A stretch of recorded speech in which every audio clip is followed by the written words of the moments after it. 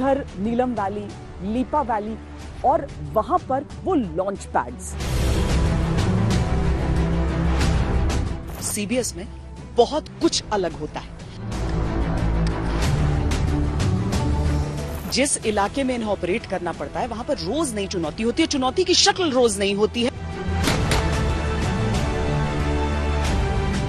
युद्ध विराम का उल्लंघन पाकिस्तान की तरफ से आम है। इन बस्तियों में भी बहुत सारे सपने पलते हैं। जितने रंग आपको कश्मीर में मिलेंगे उतने और कहां मिलेंगे। फिर तो जवाब भी उतना ही प्रचंड मिलेगा। हमारा घर भी पूरा खराब हो गया, पानी जाता है नीचे, हम सोएंगे कहाँ, हम बहुत गरीब हैं। यहाँ बम बारूद हुआ, हमें जगह भी नहीं थी छुपने के लिए। हम यहाँ आर्मी के पास गए छुपने के लिए। 10 साल हमने आर्मी के साथ काम किया, दिन दिहाड़ी मिलिटेंटों को मारा, पूरा सफाया किया। मेरे अंदाजे से आज तक गन से कोई मसला हल नहीं हुआ।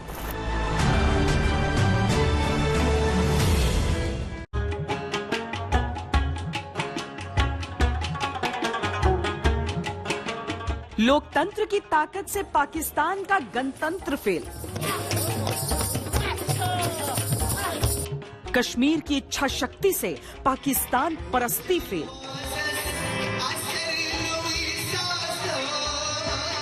तो आज काफी टाइम के बाद बहुत ही अच्छा लग रहा है। मैं बहुत खुश हूँ कि मैं इतना कह सकता हूँ, हमारी जो वादी कश्मीर ये खूबसूरती की वजह से मशहूर नहीं। यहाँ पे जो हमारा मौसीकी म्यूजिक ये पूरी दुनिया में सुनते हैं। चलिए ये बहुत बड़ा दिन है हमारे लिए, तो एक फेस्टिवल है और ये फेस्टिवल को हम मना रहे हैं। जहाँ जहाँ भी पोलिंग हो रही है हम बिल्कुल बढ़ चढ़ कर हिस्सा ले रहे हैं और खुशी मना रहे हैं। केसर की खुशबू के सामने आतंकी बारूद की दुर्गंध फेल। कश्मीरियत के गठबंधन के आगे अलगाव के मंसूबे फेल।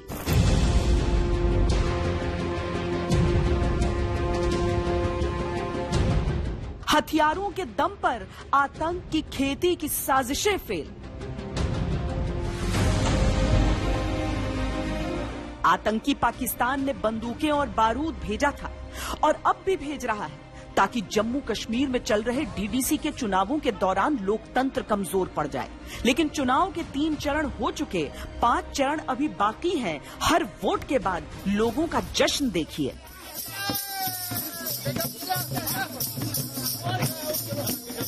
कश्मीरियत की ये मुस्कुराहट पाकिस्तान के सीने पर हथौड़ों की मार जैसी लग रही होगी और इन तस्वीरों को देखकर निश्चित ही उसे अवसाद से गुजरना होगा, क्योंकि सेना ने जिस कश्मीर के पुनर्गठन की जिम्मेदारी संभाली है ये तस्वीर उसकी है। राष्ट्रीय राइफल्स ने सद्र मोजी जियारत को फिर से संवारा।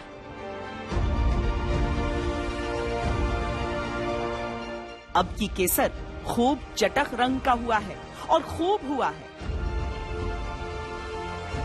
अब की कश्मीरियत के वो गीत फिर हवाओं में गूंज रहे हैं जो बंदूकों और बम गोलों की आवाज में कहीं गुमसुम से हो चले थे।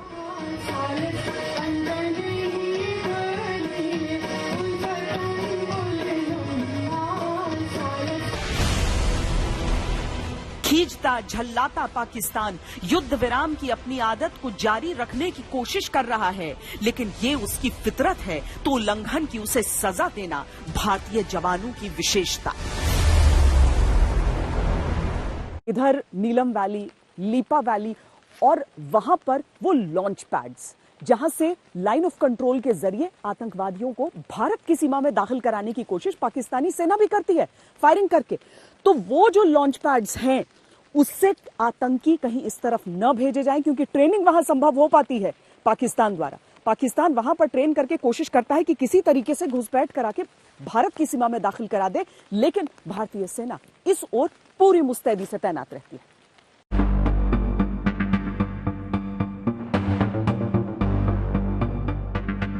अगर पाकिस्तान का हर प्लान औंधे मुंह गिर रहा है तो उसकी वजह यह है कि भारतीय सुरक्षा बलों की तैयारी दुरुस्त है।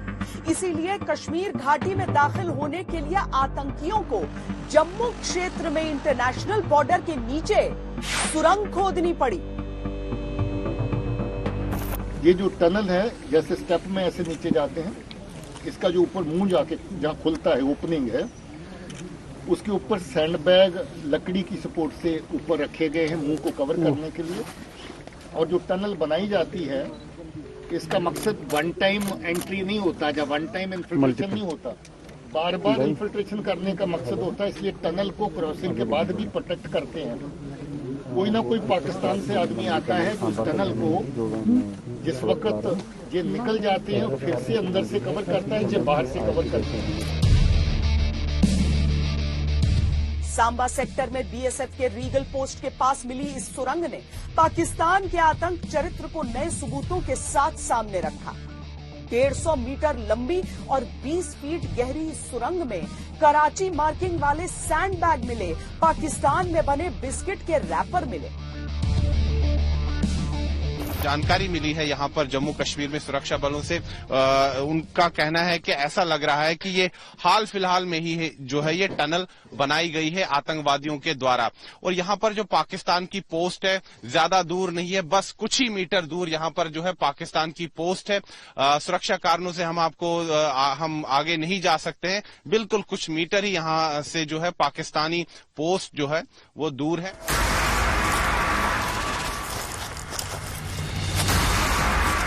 दरअसल लाइन ऑफ कंट्रोल पर भारतीय सेना की चौकसी के कारण आतंकियों को घुसपैठ का कोई रास्ता ही नहीं सूझ रहा है।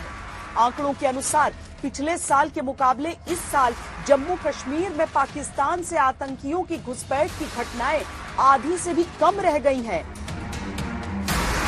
इस साल अक्टूबर तक करीब 77 आतंकियों ने कश्मीर में घुसने की कोशिश की, जिनमें से 17 को मार गिराया गया, 24 वापस भाग गए। 2019 में अक्टूबर तक करीब 200 आतंकियों ने घुसपैठ की कोशिश की थी, जिनमें से 4 मारे गए, 62 वापस भाग गए थे। लेकिन इसे पाकिस्तानी आतंकियों के मन में भारतीय सेना का खौफ ही कहेंगे कि इस साल अक्टूबर में आतंकी घुसपैठ की सिर्फ 4 कोशिशें हुई और सभी कोशिशें भारतीय सेना ने नाकाम कर दी। सीज़फायर वायलेशंस जो हम देख रहे हैं कि स्पेशली एक साल में पाकिस्तान ने 17 सालों का अपना रिकॉर्ड तोड़ा है, क्योंकि मे बी वो फ्रस्ट्रेशन है कि जो पॉलिटिकल डेवलपमेंट्स यहाँ पर हुए हैं, लेकिन वो सीज फायर वायलेशन का सामना तो आप लोगों को करना पड़ता है। चंद दिन पहले 13 तारीख को हमने 13 नवंबर को एक ऐसा ही रिटेलिएशन, क्योंकि उसकी तरफ से इन्फिल्ट्रेशन लगातार जो है वो बढ़ती जा रही थी और वो जो है इन सारी चीज़ों को नज़रअंदाज कर रहा था, ये प्रोटोकॉल्स को। सो हमको जो है उसको एक मैसेजिंग, एक स्ट्रॉन्ग मैसेज जो है उसको देने की ज़रूरत पड़ी, जिसके तहत हमने एक वार्निंग शॉट उसको जो है 13 तारीख को जो है वो करके दिखाया कि अगर आप लोग बाज नहीं आए तो इस तरीके की, ये तो अभी जो आपने देखा है ये बहुत कम लेवल का है, इससे भी इससे भी जो है बड़ा जो है आपके ऊपर फिर प्रहार किया जाएगा। पाकिस्तानी सेना जिस दूसरे तरीके से आतंकियों से घुसपैठ कराती है वो है युद्ध विराम उल्लंघन के जरिए, लेकिन वहां भी पाकिस्तान की एक हरकत पर ही भारत इतने बम बरसाता है कि वो सर भी नहीं उठा पाता। दीपावली के समय पाकिस्तान ने जब गोलाबारी की तो चंद घंटों में भारतीय सेना ने उसे दोगुनी तेजी से मारा। पाकिस्तान की कई चौकियां तबाह हुई और 10 से ज्यादा पाकिस्तानी जवानों को मौत के घाट उतार दिया गया। हमारी फौज ने आज करारा जवाब दिया है। We have hit back with vengeance. 7 से 8 इनके मारे जा चुके हैं, 14 से 15 घायल हुए हैं और अभी कल परसों तक और खबर आ जाएगी। अगर ये इस तरह दिवाली के टाइम करेंगे तो मेरा एक भूतपूर्व सैनिक की हैसियत से आह्वान है हमारे लड़कों को जो वर्दी में है, दिवाली मनाओ बच्चों, 155 मिलीमीटर गन्स के साथ मनाओ। 155 मिलीमीटर तोप, multi barrel Grad rocket launchers, march, Pinaka, दागो सब इसके ऊपर, ताकि होश हवास के ठिकाने आ जाए। जाहिर है एलओसी से घुसपैठ करवाने में पाकिस्तानी सेना को कड़ी मशक्कत करनी पड़ रही है, इसीलिए उसे सुरंग खोदना पड़ा। नगरोटा में मारे गए आतंकी जिस सुरंग के रास्ते दाखिल हुए उसे हाल ही में खोदा गया था। सुरंग का ढांचा देखकर भारतीय सुरक्षा एजेंसियों ने जानकारी दी कि इसे खोदने में एक्सपर्ट इंजीनियर्स लगे होंगे। जहां ये सुरंग मिली है उसके पास पाकिस्तान के चकबूरा, रजब साहिब और आसिफ साहिब बॉर्डर आउटपोस्ट है। एक पाकिस्तान की तरफ से एफर्ट की गई है, एक इस्टेब्लिशमेंट का इसमें पूरा रोल है, एक इंजीनियरिंग एफर्ट इसमें गई है और एक डेलिबरेट तरीके के साथ में इस टनल को बनाया गया है। कोई भी आदमी इतनी बड़ी टनल जो है ये कम से कम 1-1.5 महीना उसको लगेगा इतनी लंबी टनल बनाने में, और 2-3-4 आदमियों का कम से कम रहा होगा, और इतने लोग इतने दिन तक यहाँ पर काम कर रहे हैं, तो ये बगैर उनके नॉलेज के, बगैर उनकी कंकरेंस के, बगैर उनके अप्रूवल के ये पॉसिबल नहीं है। पाकिस्तान कहां अपनी करतूतों से बाज आता है। 22 तारीख को पाकिस्तान ने सांबा सेक्टर में ही 2 ड्रोन भारतीय सीमा की ओर उड़ाए। मुमकिन है वो किसी ऐसे इलाके की टोह लेना चाहता था जहां से आतंकियों को घुसपैठ करा सके। लगभग इसी समय पूंछ में भी ऐसा ही ड्रोन देखा गया। 20 नवंबर को भी सांबा में इंटरनेशनल बॉर्डर के नजदीक ड्रोन उड़ान भरते दिखा था, लेकिन बीएसएफ ने जब गोली दागी तो वो वापस पाकिस्तानी सीमा में गायब हो गया। साल दर साल पाकिस्तान का पाखंड एक पैटर्न के हिसाब से चलता है। इतिहास गवाह है कि भारत ने उसे कई मौके दिए, लेकिन 2020 का हिंदुस्तान उसकी दरिंदगी को और मौके देने के मूड में नहीं है। अब केवल पाकिस्तान का नाश होगा, उसके काले मंसूबों का विनाश होगा। भारतीय सेना अपनी तैयारियों को भी उसी हिसाब से बेहतर करती रहती है।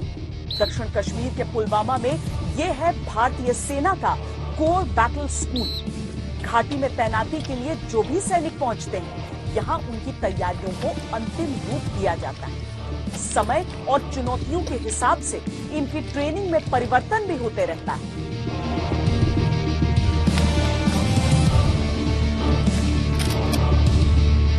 आपने देखा होगा कि पिछले कुछ सालों में हर बार जो डायमेंशन है वो चेंज होते रहते हैं, तो हम अपने ट्रेनिंग करिकुलम में भी उन सब चीजों को चेंज कर ऐड करते हैं और अपने जवानों को सभी को उसके बारे में बताते हैं। इस क्षेत्र में जो भी सैनिक जो है वो डिप्लॉयमेंट के लिए आते हैं, उन सबको यहाँ पर ट्रेनिंग के लिए आना होता है, चाहे आप लाइन ऑफ कंट्रोल पर आपकी तैनाती हो या फिर मुख्य इलाकों में जहां पर आप आतंक के विरुद्ध कार्रवाई को अंजाम देते हैं। लेकिन अगर आप इस ऑब्स्टिकल कोर्स को ही देख लें तो यहाँ पर जिस तरह के 17 अवरोध लगाए गए हैं वो दरअसल प्राकृतिक तौर पर जो जमीन पर मिलते हैं इन इलाकों में, चाहे एक पहाड़ी चढ़ाई हो या फिर पेड़ के तने हो या फिर कांटेदार तारें हो, जो कि हर इलाके में लगाई रहती है यहाँ पर, तो वो सारी चीजों का परिचय और उनकी ट्रेनिंग यहीं पर हो जाती है।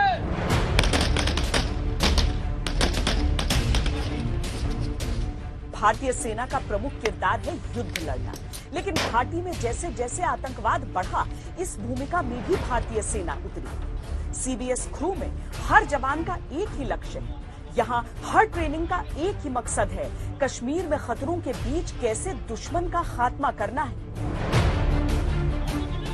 ये सीमा पर दुश्मन और कश्मीर के अंदर आतंक से लड़ाई की वो तैयारी है जिसके आगे कोई दुश्मन टिक नहीं सकता।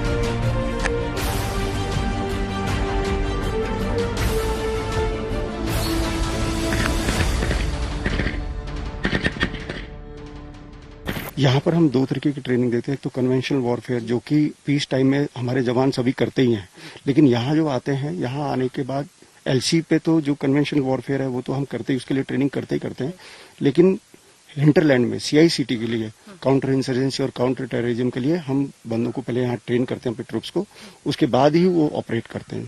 भारतीय सेना में आने के साथ ही एक रिक्रूट के स्तर से ही फायरिंग की ट्रेनिंग तो दी जाती है। आपके मन में ये सवाल भी उठ सकता है, फिर सीबीएस में अलग क्या होता है? सीबीएस में बहुत कुछ अलग होता है। फायरिंग का हर वो तरीका जो आपको जंगे मैदान में या फिर अपने दुश्मन के सामने किसी भी परिस्थिति में इस्तेमाल करना हो, उसे यहाँ पर सिखाया जाता है। आपको हैरानी होगी ये जानकर कि यहाँ इन सैनिकों को 1-2 नहीं बल्कि 11 तरीकों से फायरिंग की ट्रेनिंग दी जाती है। भागते दुश्मन पर फायरिंग, खुद भागते दौड़ते हुए फायरिंग, ऊंचाई से नीचे की ओर फायरिंग, नीचे से ऊपर की ओर फायरिंग, कवर फायरिंग, गोलियों का सामना करते हुए आगे बढ़ते बढ़ते फायरिंग, बड़ी पैर में फायरिंग, चलती गाड़ी से फायरिंग, भीड़ भाड़ वाले इलाके में आम लोगों को बचाते हुए फायरिंग, अलग अलग हथियारों से फायरिंग। अमूमन जब सिक्योरिटी फोर्सेस भीड़ भड़के वाले इलाके या आबादी वाले इलाके से गुजरते हैं तो ये देखा गया है कि टेररिस्ट भीड़ का फायदा उठा के उनके ऊपर ग्रेनेड लॉबिंग या फायरिंग करते हैं। ऐसे समय में एक सिक्योरिटी फोर्सेस किस प्रकार से गाड़ी में से टेररिस्ट को न्यूट्रलाइज करते हैं और आबादी वाले इलाके में किस प्रकार से एक्शन करते हैं, उसी का इस रेंज के ऊपर प्रैक्टिस दिया जाता है।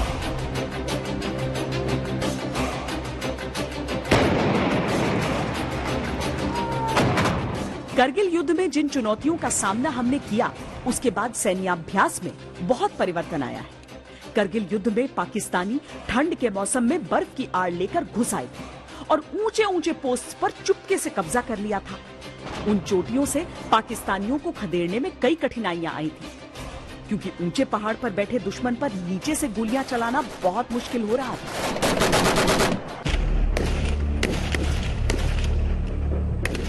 गोली अगर नीचे से ऊपर की ओर चलाई जाए या ऊपर से नीचे की ओर चलाई जाए तो उसका व्यवहार बदल जाता है। वो एक सीधी लाइन में सफर नहीं करती, बल्कि जिस दिशा में उसे दागा जा रहा है उसके अनुसार और हवा के आवेग के हिसाब से अपना रास्ता बदलती है। इसकी आवश्यकता केवल युद्ध की स्थिति में नहीं होती, बल्कि अगर आतंकवादी किसी बिल्डिंग में घुसकर ऊपर की मंजिलों से नीचे की ओर फायर करे, तब भी जवाबी फायरिंग में ऐसी ही ट्रेनिंग काम आती है। इसी तरह से सेना के चलते हुए काफिले पर हमला हो तो चलती गाड़ी से भागते दुश्मन पर निशाना लगाना कोई सरल काम नहीं होता।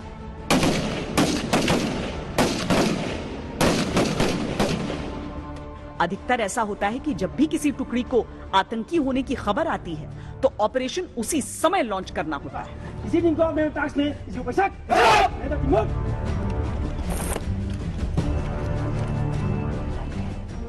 उसमें लोकेशन पर पहुंचकर, जगह ढूंढकर, निशाना साधकर कार्रवाई शुरू करने का समय नहीं होता।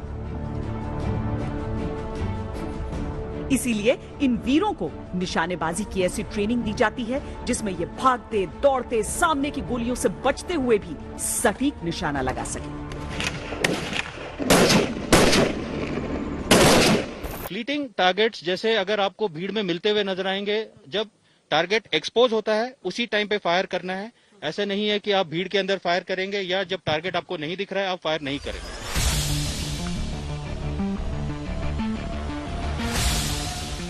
कश्मीर में सेना के सामने चुनौतियां बहुत हैं। आतंकियों का पता लगाने से लेकर सरेंडर या फिर एनकाउंटर तक जगह जगह खतरे हैं। लेकिन आतंकी अगर तरीके बदलते रहते हैं तो ट्रेनिंग भी बदलती है।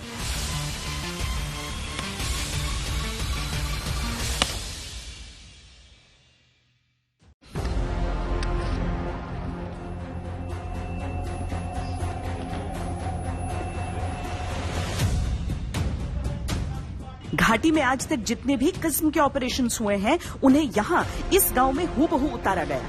किचन की छत में छिपने की जगह, अलमारी में छिपने की जगह, चिमनी में छिपने की जगह है, मैनहोल में छिपने की जगह। ये टॉयलेट का गटर है।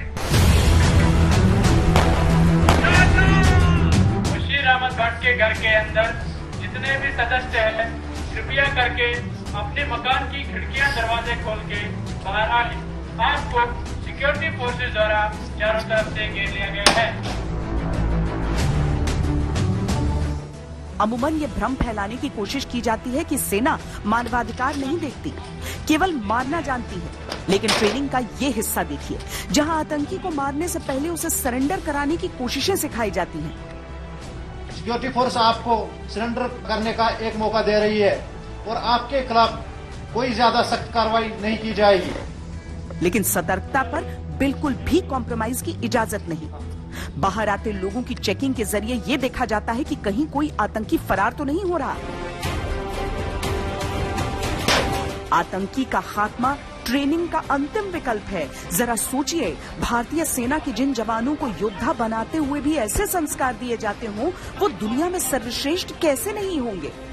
लेकिन मानवीयता केवल मानवों के लिए है, जो दानव हैं, जो आतंक का रास्ता छोड़ना नहीं चाहते। सेना के इन शूरवीरों से सामना होते ही वो दुनिया छोड़ देते हैं।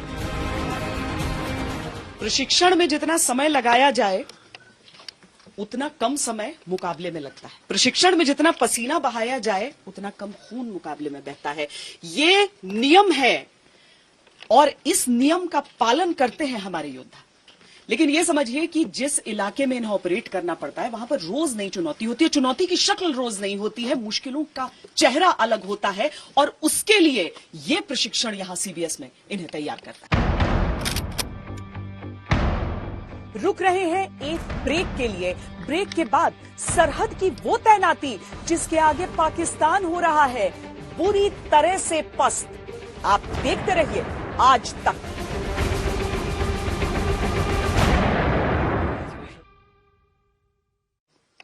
प्रशिक्षण में जितना समय लगाया जाए उतना कम समय मुकाबले में लगता है। प्रशिक्षण में जितना पसीना बहाया जाए उतना कम खून मुकाबले में बहता है।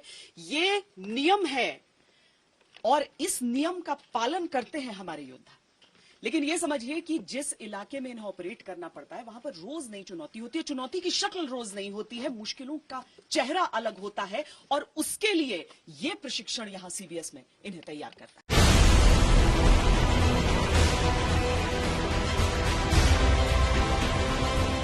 भारत पाकिस्तान के बीच ठीक नियंत्रण रेखा पर उस जगह पर हम मौजूद हैं जहां पर सीज फायर वायलेशंस यानी कि युद्ध विराम का उल्लंघन पाकिस्तान की तरफ से आम है। पाकिस्तान किन कारणों से सीज फायर वायलेशन करता है ये भी स्पष्ट है। देखिए, मौसम के बदलने से ठीक पहले यानी भारी बर्फबारी जो कि इस इलाके में आम है यहां पर, उससे पहले। दूसरा, आतंकवादियों को भारत की सीमा में दाखिल कराने के लिए, क्योंकि उसकी कहीं पर और चल नहीं पा रही है।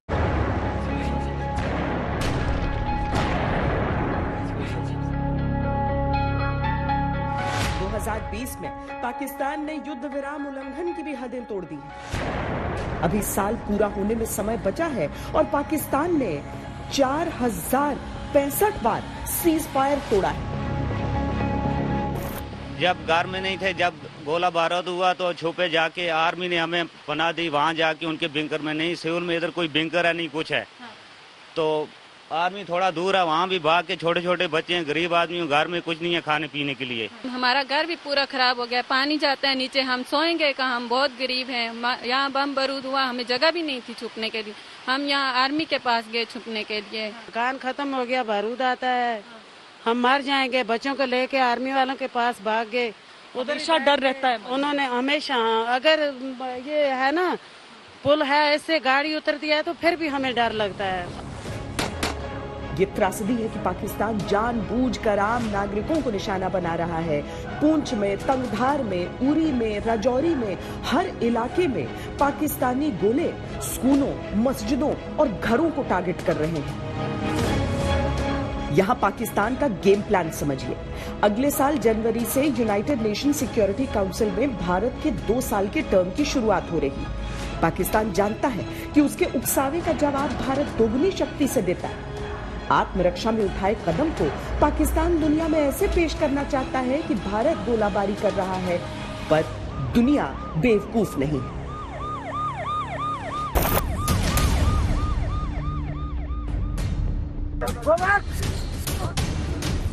पाकिस्तान ये भी चाहता है कि वो LAC पर चीन के साथ चल रहे तनाव का फायदा उठाए और भारत को 2 मोर्चों पर उलझाकर कमजोर कर पाए। लेकिन भारत हर मोर्चे की लड़ाई के लिए तैयार है। आज का भारत समझने और समझाने की नीति पर विश्वास करता है, समझने की भी और समझाने की भी। लेकिन अगर हमें आजमाने की कोशिश की फिर तो जवाब भी उतना ही प्रचंड मिलेगा।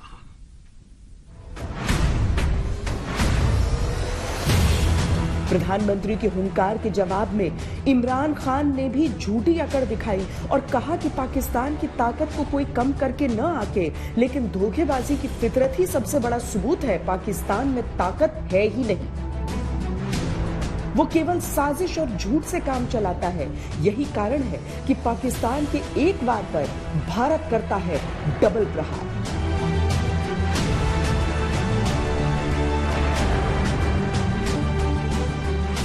सीज़फायर वायलेशन पाकिस्तान की तरफ से हुआ था और हमने नुकसान झेला था, पर डबल उनको हमने इम्पैक्ट किया उसके बाद। बिल्कुल। So the messaging and the manner in which we respond, वो बड़ा डेलिबरेटली प्लान किया जाता है ताकि जो एंड स्टेट है, जो मकसद हम अचीव करना चाहते हैं, वो कम से कम समय के अंदर और कम से कम मतलब एमुनेशन या आले इस्तेमाल करते हुए वो हम लोग अचीव करें। पाकिस्तान जानता है कि इस समय पूरी दुनिया उसे देख रही है। FATF उसे ब्लैकलिस्ट करने के लिए तैयार बैठा है। इसीलिए खुद को फंसता देख पाकिस्तान ने विक्टिम कार्ड खेलने की कोशिश की। उसने भारत से आपत्ति दर्ज करते हुए कहा कि युद्ध विराम उल्लंघन न करे। एक फर्जी आंकड़ा भी जारी कर दिया और आरोप लगाया कि बीते एक साल में भारत ने 2820 बार सीज फायर तोड़ा है। सीधे सीधे कहें तो उल्टा चोर कोतवाल को डांटे का बेहतरीन नमूना।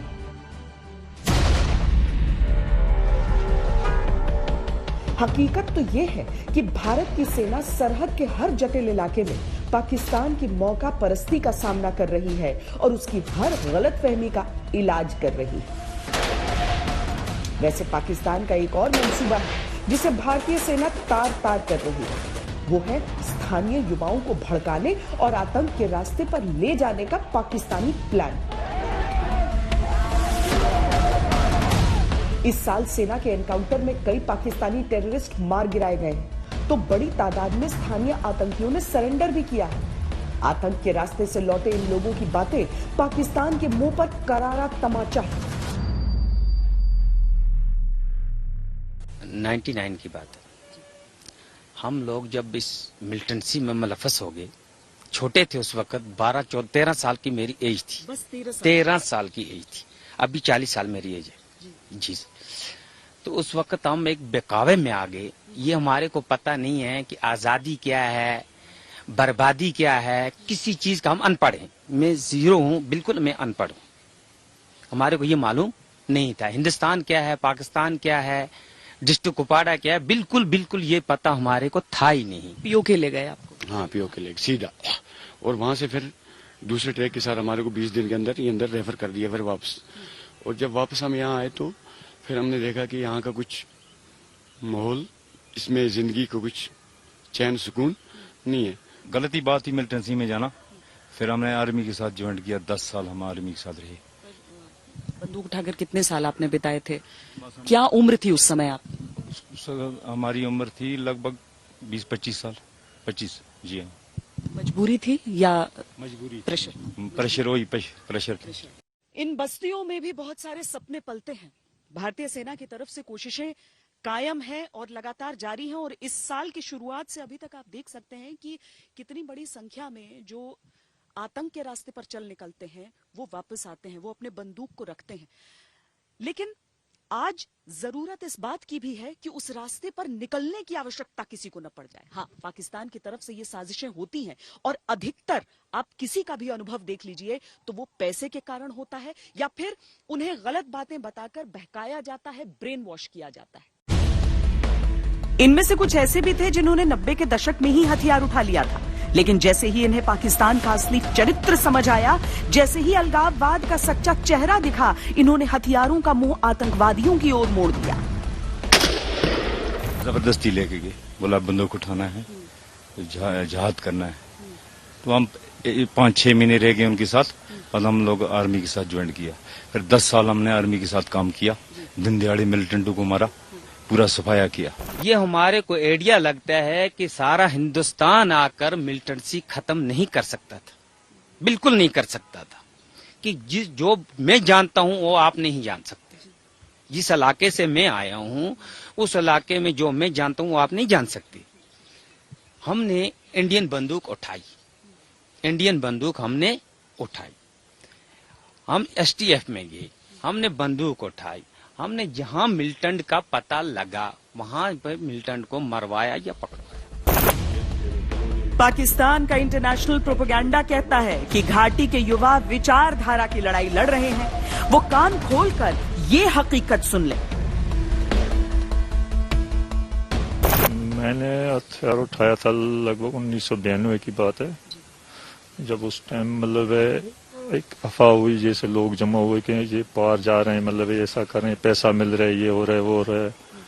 तो जब हम गए पार से फिर हम जल्दी वापस आए। गरीबी की वजह से ज्यादातर लोग तो गरीबी की वजह से गए, पैसे की वजह से। लिखे पड़े हुए लड़के थे, 15 में बीएड करके लोग लड़के बैठे थे, कुछ मिल नहीं रहा था। तो लोगों ने बोला इधर ही अब पैसा मिलता है, इधर ही भर्ती मिलती है, ये हो जाएगा, वो हो जाएगा, चले गए वहां। पाकिस्तान आतंक को प्रायोजित करता है और कहता है ये आजादी की लड़ाई है। जरा उसके बहकावे की ये कहानी भी सुन लीजिए। पढ़ाई नहीं थी, गरीबी थी, बस जहां पैसे किसी को कोई दिखाता था वहीं लोग भागते थे। गरीबी थी, पैसा नहीं था, हमारे माँ बाप गरीब थे, तो प्रेशर डालते थे, बोला अगर आप लड़के को उसके मिलिटेंट में नहीं भेजेंगे तो हमको आप रात को उड़ा देंगे। पाकिस्तान झूठ का जो जहरीला नैरेटिव गढ़ता है उसका सच इन लोगों की आप बीती बता रही है। मेरे अंदाजे से आज तक गन से कोई मसला हल नहीं हुआ। जो भी मसला अगर हल करना है वो टेबल पर बैठ के आपस में मुफाहमत रख के बराबर का हल करना चाहिए, क्योंकि बंदूक किसी चीज का हल नहीं है। ये हमने देखा भी, और हम कभी कभी बाहर के हालात भी देखते हैं, अफगानिस्तान के हालात भी देखते हैं, पाकिस्तान के हालात भी देखते हैं, हर जगह के हालात देखते हैं। लास्ट पर टेबल पे बैठकर फैसला हो जाता है। हाँ बिल्कुल। ये वो लोग हैं जिन्होंने कभी बहकावे, उकसावे और प्रलोभन में आकर हथियार उठाए थे, जो आतंकवादी बने थे, अपने ही कश्मीर को लहूलुहान किया था। लेकिन जैसे ही हिंसा की निरर्थकता को समझा, अलगाववादियों के एजेंडे को समझा, उन्होंने इस रास्ते को छोड़ दिया। अपने कई नौजवानों को मेन स्ट्रीम में लेकर आए। मेरे साथ मेरे तकरीबन 800-850 नौजवान मेरे साथ थे। बाद में जब हमने छोड़ दिया, हमें बोला कि आप सियासी प्लेटफार्म अब यहाँ बन गया है, उससे रब्ता करो और सियासी प्लेटफार्म के साथ आप हाथ बटाओ। तो हमने उस वक्त नेशनल कॉन्फ्रेंस के साथ काम किया। हालांकि बदलती सरकारों के बीच इनको लेकर नीतियां भी बदलती रहीं और इख्वान के पुराने मेंबर्स को आतंकवादियों से जान का खतरा रहता है। आज देश में एक ठोस सरेंडर पॉलिसी की भी आवश्यकता है, क्योंकि पाकिस्तान इन लोगों को टारगेट करके सही रास्ते पर जाने की सोच रहे आतंकियों को डराने की कोशिश में लगता है। और उनकी जिंदगी सिर्फ 15 फुट, 20 फुट, 50 फुट जिंदगी उनकी बनी है। 50 फुट से बाहर नहीं निकलते हैं डर के मारे। वो मिलिटेंसी का डर है, वो मुखबिरों का डर है, वो दहशतगर्दों का डर है। अलबत्ता वो थे मेरे साथ, उन्होंने काफी काम किया है मेरे साथ। उन्होंने काफी जितना भी उनसे हो सका उतना किया है कि और यहाँ एक मिलिटेंट नाम का नहीं रहा था, नाम का नहीं रहा था, न जंगल में, न सिटी में, न गांवों में। भारतीय सेना का फोकस पाकिस्तानी आतंकियों को ढेर करना और कश्मीरी आतंकियों को मौका देने का है। ये नीति पाकिस्तान को बहुत तड़पा रही है। जितने रंग आपको कश्मीर में मिलेंगे उतने और कहां मिलेंगे, जितने मौसम यहां पर मिलेंगे, जितनी खूबसूरती यहां पर मिलेगी। आखिर कश्मीर को यूं ही जन्नत नहीं कहा जाता। फिर यहां जो आतंकवाद का नासूर है उसके सफाई के लिए क्या सिर्फ एक तरह का हथियार चलेगा, या फिर एक ऐसा रास्ता, एक ऐसी योजना जिससे उस पूरी की पूरी समस्या को जड़ से उखाड़ा जा सके? क्योंकि दशकों से अगर एक समस्या यहां पर रही है तो उसका निपटारा तो होना ही चाहिए। हिंदुस्तान अब पाकिस्तान को केवल एक तरीके से टैकल नहीं करता। सुरक्षा बल उसके मंसूबों को नाकाम करते हैं तो विदेश नीति को भी दुरुस्त रखा जाता है। नगरोटा के आतंकियों के खात्मे और उसके बाद के जांच के जो नतीजे निकले उसे फौरन अंतर्राष्ट्रीय समुदाय के सामने रखा गया।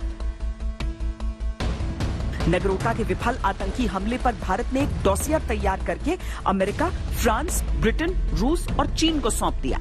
इन दस्तावेजों में उन हथियारों की पूरी सूची शामिल थी जो उन आतंकियों से बरामद की गई। वो सबूत भी शामिल थे जो असलहे के पाकिस्तानी कनेक्शन की तस्दीक कर रहे थे। भारत ने ये जानकारी दी कि अकेले इस साल 200 के करीब आतंकी घटनाएं हो चुकी हैं और 199 आतंकियों को मार गिराया गया है।